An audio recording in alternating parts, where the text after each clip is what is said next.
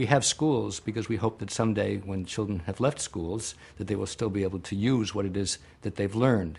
And there is now a massive amount of evidence from all realms of science that unless individuals take a very active role in what it is that they're studying, unless they learn to ask questions, to do things hands-on, to essentially recreate things in their own mind and then transform them as is needed, the ideas just disappear. The student may have a good grade on the exam. We may think that he or she is learning, but a year or two later, there's nothing left.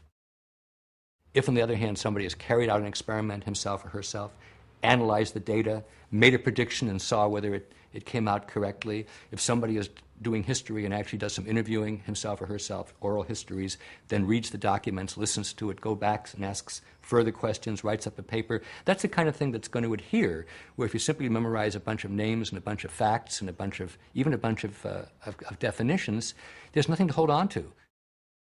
The idea of multiple intelligences comes out of psychology. It's a theory that was developed to document the fact that human beings have very different kinds of intellectual strengths, and that these strengths are very, very important in how kids learn, and how people represent things in their minds, and then how people use them in order to show what it is that they've understood. If we all had exactly the same kind of mind and there was only one kind of intelligence, then we could teach everybody the same thing in the same way and assess them in the same way, and that would be fair. But once we realize that people have very different kinds of minds, different kinds of strengths, some people are good in thinking spatially, some people are good in thinking language, other people are very logical, other people need to do hands-on, they need to actually explore actively and to try things out. Once we realize that, then an education which treats everybody the same way is actually the most unfair education, because it picks out one kind of mind, which I call the law professor mind, somebody who's very linguistic and logical, and says, if you think like that, great. If you don't think like that, there's no room on the train for you. If we know that one child has a very spatial or visual spatial way of learning, another child has a very hands-on way of learning, a third child likes to ask deep philosophical questions, a fourth child likes stories. We don't have to talk very fast as a teacher. We can actually provide software, we can provide materials, we can provide resources which present material to a child in a way in which the child will find interesting and will be able to use his or her intelligences productively, and to the extent that the technology is interactive, the child will actually be able to show his or her understanding in a way that's comfortable to the child. We have this myth that the only way to learn something is read it in a textbook or hear a lecture on it, and the only way to show that we've understood something is to take a short answer test or maybe occasionally with an essay question thrown in. But that's nonsense. Everything can be taught in more than one way, and anything that's understood can be shown in more than one way. I don't believe because there are 8 intelligences we have to teach things 8 ways. I think that's silly. But we always ought to be asking ourselves, are we reaching every child? And if not, are there other ways in which we can do it?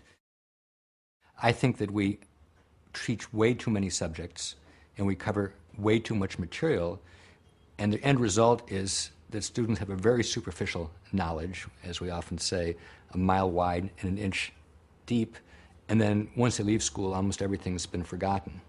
And I think that school needs to change to have a few priorities and to really go into those priorities very deeply.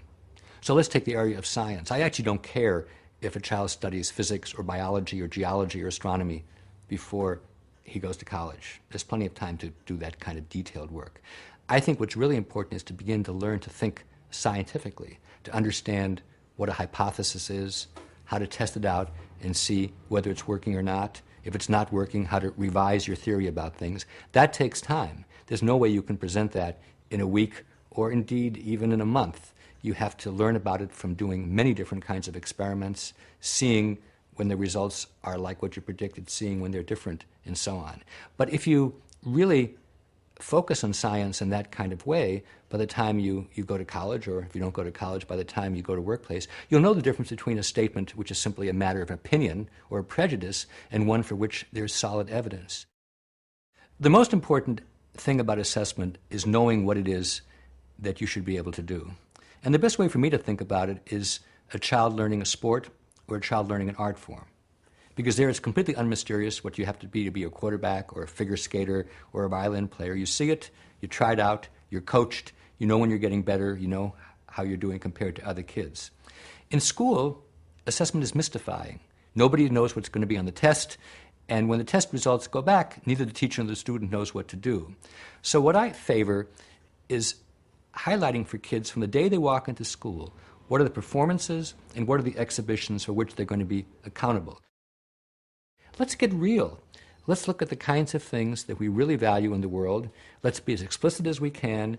Let's provide feedback to kids from as early as possible, and then let them internalize the feedback so they themselves can say what's going well, what's not going so well. I'm a writer, and initially I had to have a lot of feedback from editors, including a lot of rejections. But over time, I learned what was important. I learned to edit myself, and now the feedback from editors is much less necessary. And I think anybody as an adult knows that as you get to be more expert in things, you don't have to do so much external critiquing. You can do what we call self-assessment. And in school, assessment shouldn't be something that's done to you. It should be something where you are the most active agent. I think for there to be long-standing change in American education that is widespread rather than just on the margins, first of all, people have to see examples of places which are like their own places where the new kind of education really works, where students are learning deeply, where they can exhibit their knowledge publicly, and where everybody who looks at the kids says, that's the kind of kids I want to have. So we need to have enough good examples. Second of all, we need to have the individuals who are involved in education, primarily teachers and administrators, believe in this, really want to do it, and get the kind of help that they need in order to be able to switch, so to speak, from a teacher-centered, let's stuff it into the kid's mind kind of education to one where the preparation is behind the scenes and the child himself or herself is at the center of learning. Third of all, I think we need to have assessment schemes which really convince everybody that this kind of education is working. It does no good to have child-centered learning and then have the same old multiple choice tests which were used 50 or 100 years ago. Finally, I think there has to be a political commitment which says that this is kind of education which we want to have in our country and maybe outside this country for the foreseeable future. And as long as people are busy bashing teachers or saying that we can't try anything new because it might fail, then reform will be stifled as it has been in the past. For more information on what works in public education, go to edutopia.org.